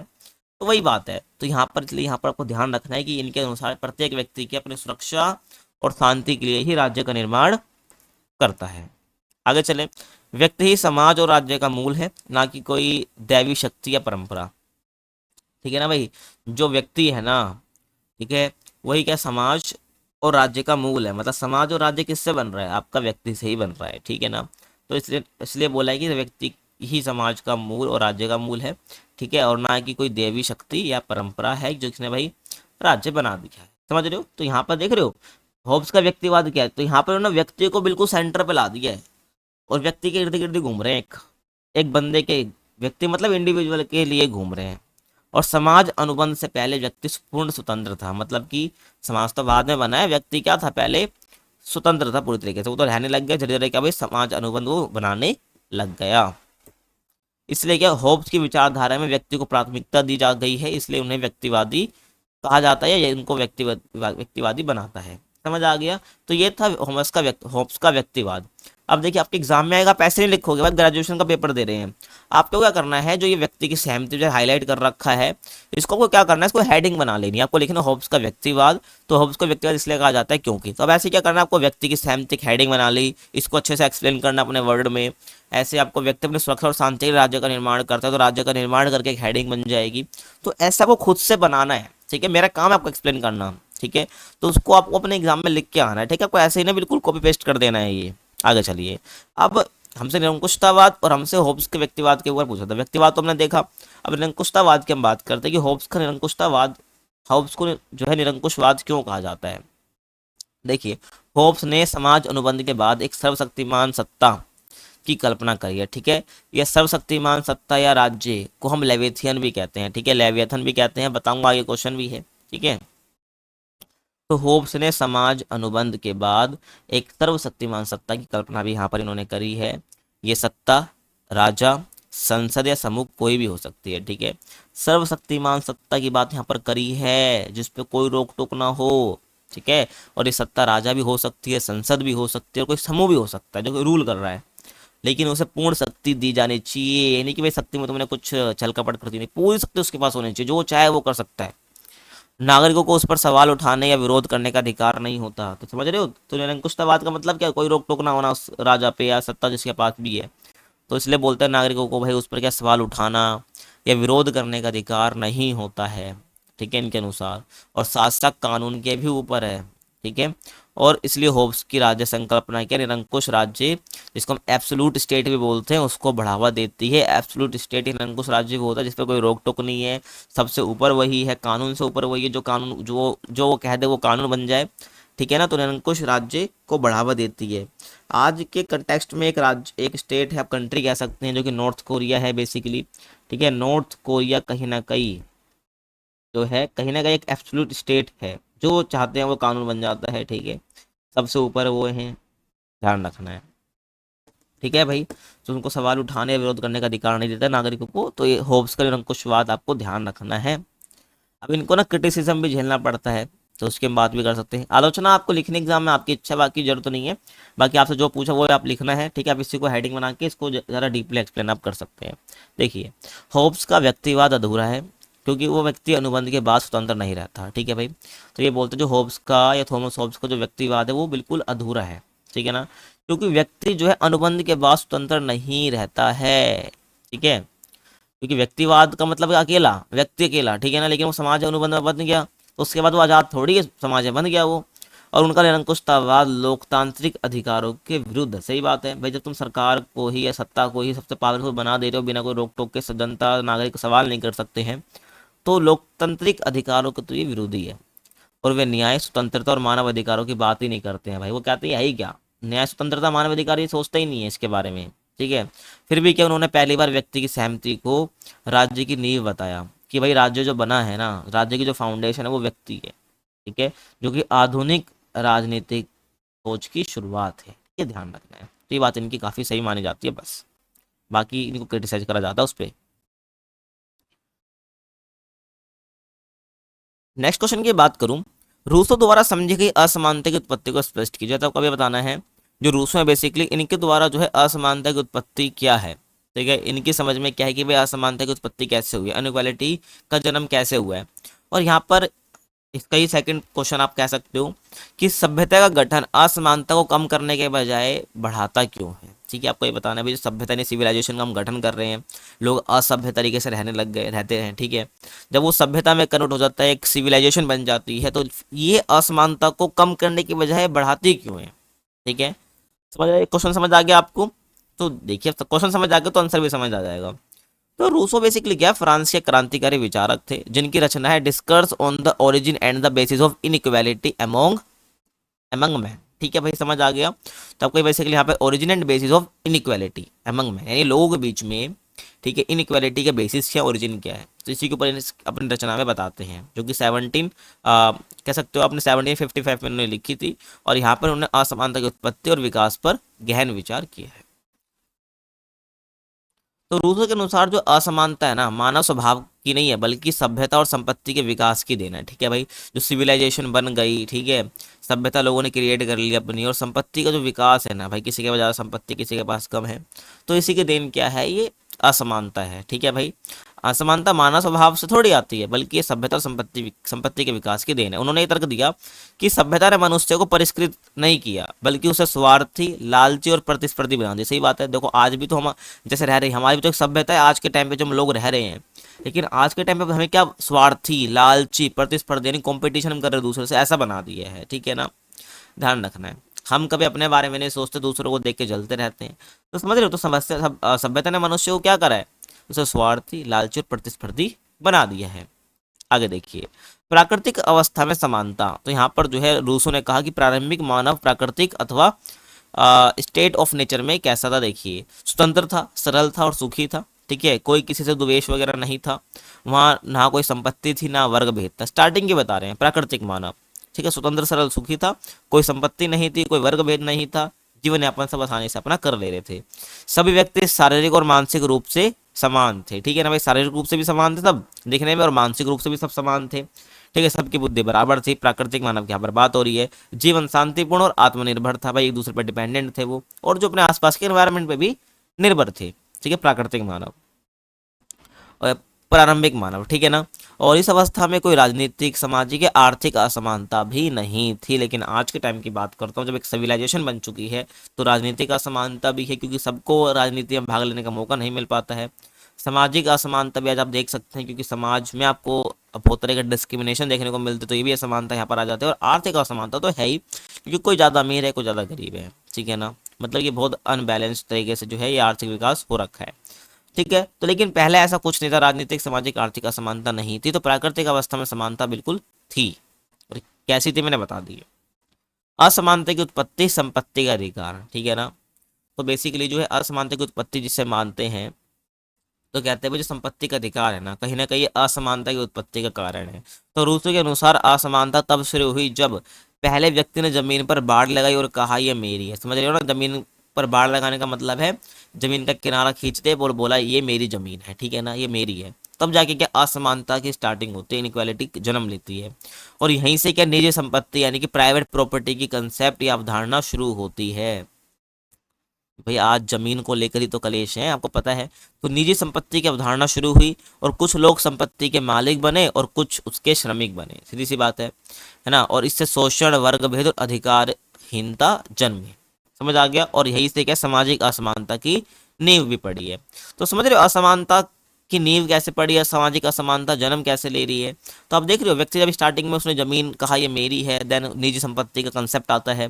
हर व्यक्ति के पास निजी संपत्ति होती है, किसी के पास होती है, किसी के पास नहीं होती। जिसके पास होती है वो मालिक बनते हैं, और जिसके पास नहीं होती है वो बेसिकली क्या है, वो उसके श्रमिक बन जाते हैं, उसके नौकर बन जाते हैं एक तरह से। और उससे क्या शोषण होता है श्रमिकों का, वर्ग भेद बनता है, क्योंकि जो सोसाइटी में जिसके पास जमीन है वो ज़्यादा शक्तिशाली रहता है एक तरह से, और अधिकारहीनता जन्म लेता है। ठीक है भाई, तो यही से क्या सामाजिक असमानता की नींव पड़ती है, ध्यान रखना। तो पहला ये कहते हैं भाई संपत्ति का अधिकार जब से आया, ये संपत्ति की बात करूँ, प्राइवेट प्रॉपर्टी की बात करूँ, जब से क्या समानता की उत्पत्ति मानी जाती है। और सभ्यता के विकास से असमानता क्यों बढ़ती है, ठीक है, मेन क्वेश्चन तो यही है अपना, ठीक है, कि भाई जो सभ्यता के विकास से असमानता घटने के बजाय बढ़ जा रही है, ऐसा क्यों है। तो रूसो के अनुसार सभ्यता ने मनुष्य को स्वार्थी प्रतिस्पर्धी बना दिया, दिखावे और सामाजिक प्रतिष्ठा को बढ़ावा दिया। सही बात है, सभ्यता में क्या हो रहा है, दिखावा, ठीक है, समाज में प्रतिष्ठा बना के रहनी, तो उसने बढ़ावा दी है। और इससे क्या भाई संपत्ति और अधिकारों का केंद्रीकरण हो गया है। दिखावा कैसे दिखाया जाता है समाज में, सामाजिक प्रतिष्ठा कैसे बनाई जाती है, संपत्ति दिखाकर, है ना भाई। और तो संपत्ति और अधिकारों का केंद्रीकरण कर दिया है सभ्यता ने, ठीक है भाई। इसलिए क्या है, सभ्यता जो है असमानता को बढ़ा रही है घटाने के बजाय। और कृत्रिम जरूरतें पैदा की जिससे अमीर और गरीब के बीच अंतर बढ़ा, ठीक है। देखो, एक होते हैं नेचुरल जरूरतें, और कृत्रिम जरूरतें मतलब आर्टिफिशियल जरूरतें जो कि इंसानों ने खुद क्रिएट करी है। बाकी इंसान की जरूरत क्या है, खाना, रहना, ठीक है, लगभग बिजली वगैरह जो बेसिक नीड्स होती है वही होती हैं। लेकिन कृत्रिम जरूरतें क्या है, आपको महंगे महंगे फ़ोन चाहिए, ठीक है, आपको हर चीज़ मेटलिस्टिक चीज़ें चाहिए, तो कृत्रिम ज़रूरतें हैं जो कि अमीर अफोर्ड कर पा रहा है, गरीब अफोर्ड नहीं कर पा रहा है, ठीक है, जैसे कार वगैरह हो गए सब, तो कृत्रिम ज़रूरतें हैं। तो अमीर ले रहा है, गरीब नहीं ले रहा, तो गरीब को बहुत कमी महसूस होती है इस चीज़ को देखकर, है ना भाई, कि उसके पास है मेरे पास नहीं है। तो इससे असमानता बढ़ गई है। और ये बढ़ी कैसे है, कृत्रिम जरूरतें के कारण बढ़ी है, जो कि इंसानों ने खुद क्रिएट करी। कृत्रिम जरूरतें मतलब इंसानों द्वारा क्रिएट की गई जरूरतें तो पैदा करी, जिससे क्या हो गया, अमीर और गरीब के बीच और अंतर बढ़ गया है। इसलिए क्या है, सभ्यता का गठन असमानता को घटाने के बजाय बढ़ाता है। समझ आ गया। आगे देखिए, राज्य और कानून की भूमिका। ये जो राज्य है और कानून की भूमिका क्या है, रूसो के अनुसार जो है ना, समाज ने संपत्ति को बचाने के लिए राज्य और कानून बनाए हैं। जो समाज, जो भाई मैंने बताया आपको, व्यक्ति से परिवार, परिवार से समाज, समाज से गांव और गांव से राज्य बनाए, है ना। तो समाज ने ये बेसिकली क्या है, और व्यक्ति की सहमति से ही राज्य और बनता है, वही बात है। तो समाज ने संपत्ति को बचाने के लिए राज्य और कानून बनाए हैं, आपको पता है। लेकिन ये कानून सिर्फ धनी वर्ग की रक्षा के लिए है, रक्षा के लिए था। गरीबों के लिए, जो गरीब वर्ग है उसकी रक्षा तो होती ही नहीं, आज के टाइम पे भी नहीं होती है ना। तो ये कानून सिर्फ धनी वर्ग की रक्षा के लिए ही था। और गरीबों के अधिकार और स्वतंत्रता कुचल दिए गए हैं। जो ये असमानता जन्मी है, इसने क्या है भाई, अधिकार और स्वतंत्रता कुचल दिए गरीबों के। और राज्य अब सामान्य इच्छा का नहीं बल्कि विशेष हितों का प्रतिनिधि बन गया है, ठीक है। सामान्य इच्छा तो वही है ना भाई, जो सब लोगों के लिए, सब लोगों की इच्छा के ऊपर काम कर रहा है, बल्कि क्या, नहीं ऐसा नहीं है, बल्कि क्या है, विशेष हितों, वो भी जो धनी वर्ग है उनके विशेष हितों का ही प्रतिनिधि बन गया है, ठीक है। तो इसे राज्य और कानून की भूमिका यहाँ पर क्या कहते हैं, कि केवल धनी वर्ग की रक्षा के लिए बने हैं राज्य और कानून, और उनके विशेष हितों की ही रक्षा कर रहे हैं, उनके प्रतिनिधि बन गए हैं। बाकी सामान्य इच्छा जो बाकी लोग हैं उन पर ये ध्यान नहीं देते हैं, ठीक है। सही बात है, आज के टाइम पे भी जिसके पास पैसा, उसके पास पावर, पुलिस पुलिस सब उसकी होती है, वो खुद पता है। आज के टाइम पे आप रहते हैं आज के एनवायरनमेंट में, तो यहाँ पर जो है रूसो की जो बात है 100% ठीक है। अगला क्वेश्चन देखिए, ठीक है। आप ये क्वेश्चन जब आएगा ना, तो आपको इसी को ज़्यादा एक्सप्लेन करके लिख देना है, ठीक है। इन्हीं में से आप पॉइंट निकालना, ठीक है। कृत्रिम जरूरतें आप लिख सकते हैं, सभ्यता गठन, असमानता, एक हेडिंग बनाइए, फिर इसके ऊपर इसको अलग से आप लिख सकते हैं एग्जाम के अंदर, ठीक है। जो मैंने हाईलाइट कर रखे बेसिकली ये हेडिंग है, तो ऐसे आप इसको एग्जाम में मुश्किल से 4 से 5 पेज में आप पूरा कर दोगे, ठीक है। इसको ध्यान रखना, ये मैंने बता दिया है। अब आगे देखो, रूसो का सामान्य इच्छा का सिद्धांत, होप्स का शीश विहीन, शीश मतलब सर होता है, ठीक है ना, ठीक है, हेड, तो शीश विहीन लेवायथन है। स्पष्ट कीजिए। अभी लेवायथन के बारे में मैंने पीछे ही बताया आपको हल्का फुल्का, है ना। तो क्वेश्चन क्या है भाई, रूसो का जो सामान्य इच्छा का सिद्धांत है ना, ठीक है, तो ये क्या है, बेसिकली होप्स का शीश विहीन लेवायथन है। कैसे, अब आपको समझ आ जाएगा, ठीक है भाई। देखो, तो थॉमस होब्स और रूसो दोनों ही सामाजिक अनुबंध सिद्धांत के प्रमुख चिंतक है। मैंने पीछे बताया सामाजिक अनुबंध क्या होता है। जैसे कि होब्स है, उन्होंने क्या है, एक लेवायथन, ठीक है, लेवायथन नामक सर्वशक्तिमान राज्य की कल्पना करी थी। मैंने पीछे बता दिया था भाई, सर्वशक्तिमान शासक या राजा, इसको क्या बोल रहे हैं, होब्स, थॉमस होब्स लेवायथन बोल रहे हैं। जबकि रूसो ने सामान्य इच्छा की अवधारणा को समाज की सामूहिक चेतना बताया है, ठीक है। तो सामान्य इच्छा की अवधारणा यानी कि समाज की सामूहिक चेतना बताया किसने, रूसो ने, ठीक है। मतलब कि सामान्य इच्छा मतलब कि सब लोगों की इच्छा है वो। इस कथन में क्या कहा गया, जो क्वेश्चन मैंने आपको पीछे बताया ना, वो आप समझना है, ठीक है भाई, कि रूसो की सामान्य इच्छा होब्स के लेवायथन का शीश विहीन का रूप है। इसका मतलब ये है कि जो होब्स का राज्य है वो एक व्यक्ति के रूप में सत्ता का प्रतिनिधित्व करता है, ठीक है ना। मतलब कि देखो, लेवायथन में क्या बोला कि राजा सबसे शक्तिशाली होगा, ठीक है। समझ रहे हो ना, लेवियथन की यहाँ पर उन्होंने बात करी है, जो कहीं ना कहीं सारी शक्ति उसके पास होगी ये सब। ठीक है, निरंकुशतावादी यहाँ पर उन्होंने बात करी थी, आपको पता है किसकी, लेवियथन में। तो यहाँ पर जो है रूसो के यहाँ, लेकिन देखो ये था भाई कि होब्स का, कि व्यक्ति के रूप में सत्ता का प्रतिनिधित्व वो करता है कि व्यक्ति के रूप में, ठीक है। लेकिन रूसो बेसिकली क्या कहते हैं, रूसो के यहाँ ये सत्ता सामूहिक इच्छा में निहित है, लेकिन उसका कोई स्पष्ट सिर नेतृत्व नहीं है। तुम्हें अब समझ आ जाएगा। देखो जैसे कि आज के टाइम पे मैं डेमोक्रेसी की बात करूं, तो लोगों की सामान्य इच्छा से सरकार बनती है ना। तो यहाँ पर कोई स्पष्ट नहीं है भाई कि ये इसकी गवर्नमेंट बनेगी, ये प्रधानमंत्री बनेगा, ये बनेगा, तो स्पष्ट कोई नेतृत्व नहीं है। तो इसी को यहाँ पर बोला गया है कि यहाँ पर स्पष्ट सिर नहीं है, ठीक है, शीश विहीन है। समझ रहे हो। लेकिन जब होब्स की बात आती है तो वो कहते हैं भाई कि वो बेसिकली सर्वशक्तिमान राज्य, यहाँ पर एक शक्तिशाली शासक की बात यहाँ पर करते हैं, जो कि सत्ता को रिप्रेजेंट करता है, प्रतिनिधित्व करता है, उस पर पूरी तरीके से कोई रोक टोक नहीं होनी चाहिए, इसकी बात वो करते हैं। ठीक है, अब क्वेश्चन में यहाँ पर यही बोला, हमें कैसे बताना है कि जो रूस का सामान्य इच्छा का सिद्धांत है ना, वो होब्स का जो शीश विहीन लेवायथन है, होब्स ने लेवायथन का सिद्धांत दिया, जो कि क्या है, रूसों का जो होब्स का जो लेवायथन का सिद्धांत है, वो रूसों के समान इच्छा का सिद्धांत जो वो शीश विहीन है, अगर हम लेवायथन से कंपैरिजन करते हैं तो। समझ आया। आगे देखिए, तो होब्स का लेवायथन क्या है, देखिए। तो होब्स के अनुसार प्राकृतिक अवस्था में जीवन अराजक, क्रूर और असुरक्षित था। ठीक है भाई, पता आपको, मैंने बताया पीछे भी ये क्वेश्चन आया था। और इससे बचने के लिए लोग एक समझौता करते हैं और अपनी सारी शक्ति एक राजा या संप्रभु को सौंप देते हैं। सही बात है भाई, अराजक, क्रूर और असुरक्षित था लोगों का जीवन प्राकृतिक अवस्था में, लोगों को नहीं पता, सुरक्षित नहीं थे वो।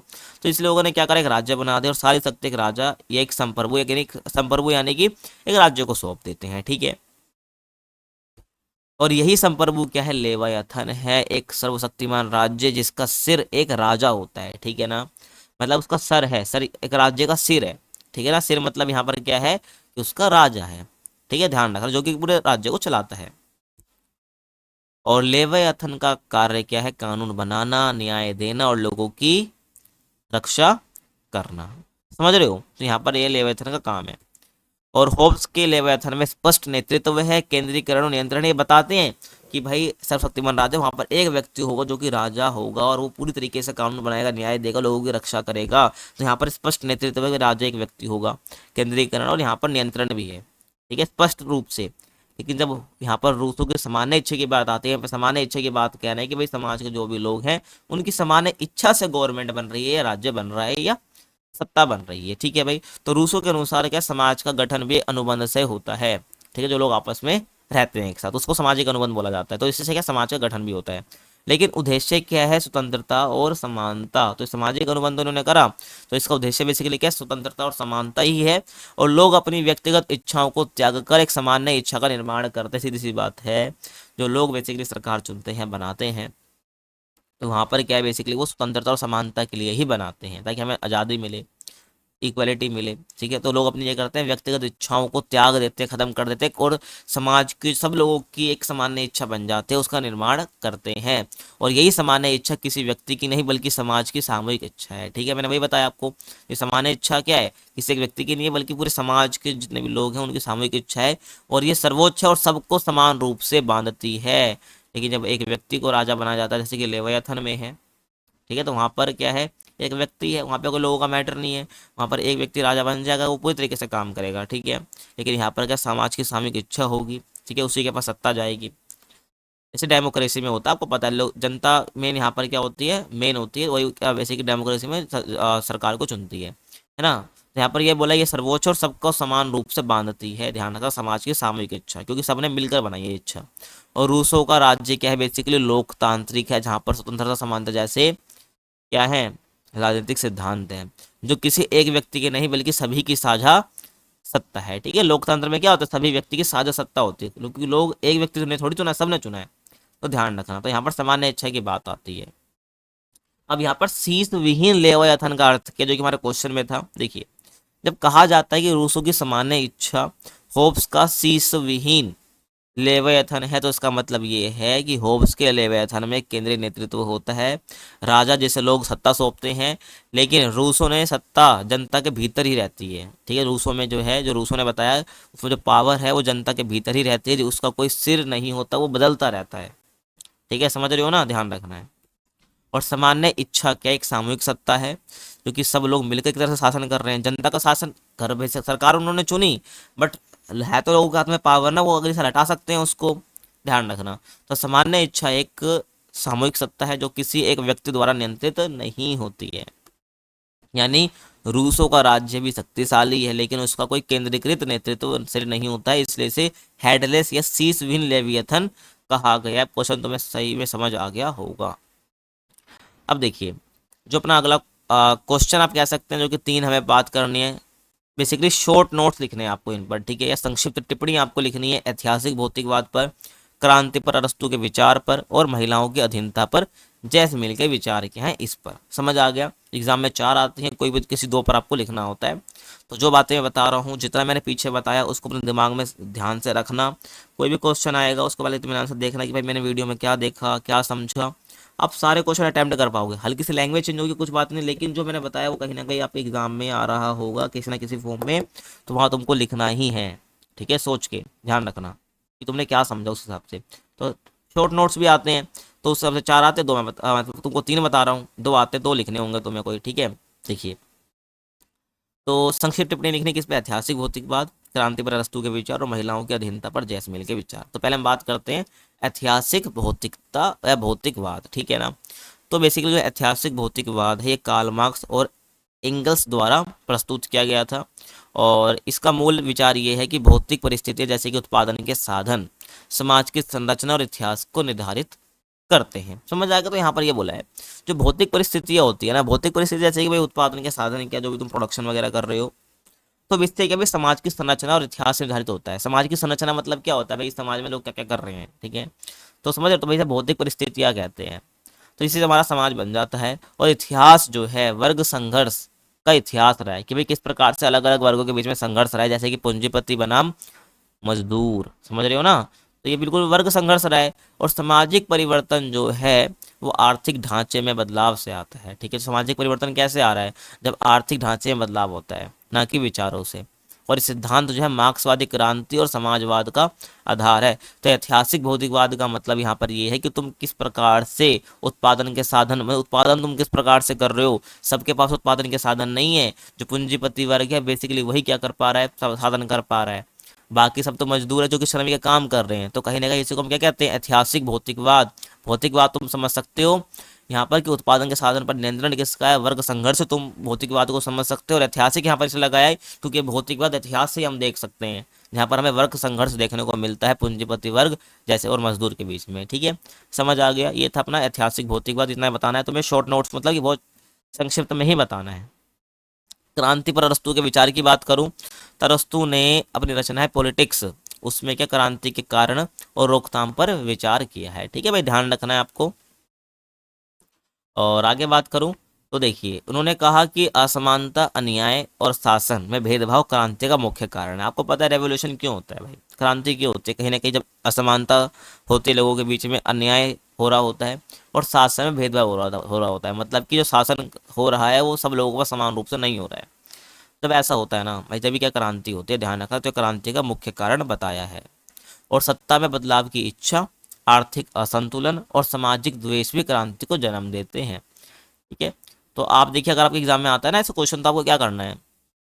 तो उन्होंने, तो अरस्तू के अनुसार, ठीक है, क्रांति के कारण, तो आपको ऐसे ना ऐसे नहीं लिखना है। आपको पहले लिखना है असमानता की हेडिंग बनानी है, उसके बारे में हल्का सा लिख देना है 1-2 लाइन में। ऐसे ही अन्याय लिखना है, देन उसके बारे में राइट लिखना है आपको। ऐसे शासन में भेदभाव एक हेडिंग बनानी है तुमको, फिर लिखना है। तो ऐसे एग्जाम में लिखा जाता है, ठीक है।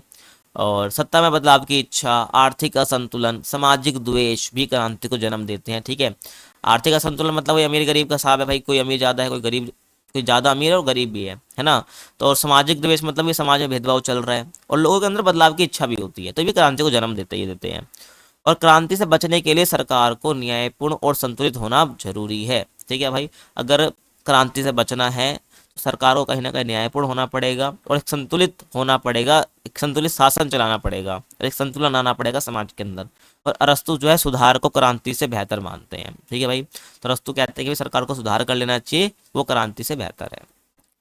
आगे मैं बात करूं महिलाओं की अधीनता पर जेस मिल के विचार। देखिए, तो जेस मिल की पुस्तक है द सब्जेक्शन ऑफ वुमेन। ठीक है, ध्यान रखना है। वैसे एमसीक्यू वगैरह थोड़ी ना आता है आपके एग्जाम में, बस आपको ध्यान रखना है क्योंकि लिखने के लिए कंटेंट चाहिए होता है तो आपके पास होना चाहिए। तो जैस मिल की पुस्तक है द सब्जेक्शन ऑफ वुमेन, महिलाओं के अधिकारों की वकालत करती है, ठीक है, जो कि महिलाओं के राइट्स की बात करती है, उनकी वकालत करती है, उनके सपोर्ट में बात करती है इनकी पुस्तक जैस मिल की द सब्जेक्शन ऑफ वुमेन। तो यहाँ पर क्या बताते हैं, उन्होंने कहा कि महिलाओं को समान शिक्षा, स्वतंत्रता और राजनीतिक अधिकार मिलने चाहिए।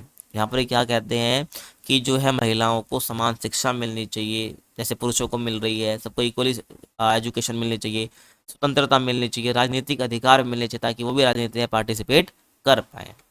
उनका तर्क था कि महिलाओं की अधीनता कृत्रिम और सामाजिक रूप से थोपी गई है, वे स्वाभाविक नहीं है। कहने का मतलब है, ध्यान समझना है एक वर्ड। तो बेसिकली वो रीज़न क्या देते हैं इसके पीछे, भाई जो महिलाओं की अधीनता है आज समाज के अंदर, ठीक है, जो महिलाएं लोग पुरुषों के अधीन या समाज में बिल्कुल वो परिवार के अंदर अधीन रहते किसी के, तो इसका मेन कारण क्या, तो यहाँ पर ये बताते हैं, तर्क देते हैं कि जो ये अधीनता है ना, जो ये महिलाएं सह रही है वो कृत्रिम है, ये इंसानों द्वारा बनाई गई है, आर्टिफिशियल, नेचुरली नहीं है, ये स्वाभाविक नहीं है, ये सामाजिक रूप से थोपी गई है, समाज ने खुद थोपे। जो महिलाएं वो घर में रहेंगी, पुरुष के नीचे रहेंगी, हस्बैंड के नीचे रहेंगी, समझ रहे हो ना। तो ये जो अधीनता है ये सामाजिक रूप से थोपी गई है, समाज ने थोपी है, ये स्वाभाविक नहीं है, ये व्यवहारिक नहीं है, समझ आ गया। और समाज का विकास तभी संभव है जब स्त्री पुरुष समान भागीदारी करें, ठीक है भाई। समाज का विकास कब होगा, जब स्त्री और पुरुष समान भागीदारी करें। और आगे देखिए, ठीक है, तो यहाँ पर जो आपकी वीडियो वही समाप्त होती है, ठीक है। आपको वीडियो कैसे लगी प्लीज़ कमेंट सेक्शन में जरूर बताइए, फीडबैक दीजिए, और कौन सा सब्जेक्ट जो आपके आगे आने वाले हैं उसको भी आप कमेंट में जरूर बता देना, ठीक है, और डेट के साथ मेंशन करना कि आपका एग्जाम कब है, ठीक है भाई। तो बाकी भी हम उसके हिसाब से वीडियो लेकर आएंगे। बाकी जो है आपको वीडियो कैसे लगी कमेंट में जरूर बताना है। बाकी चैनल को लाइक शेयर सब्सक्राइब आप कर सकते हैं। मिलते हैं आपसे अगले वीडियो में, तब तक के लिए कीप वॉचिंग, ठीक है।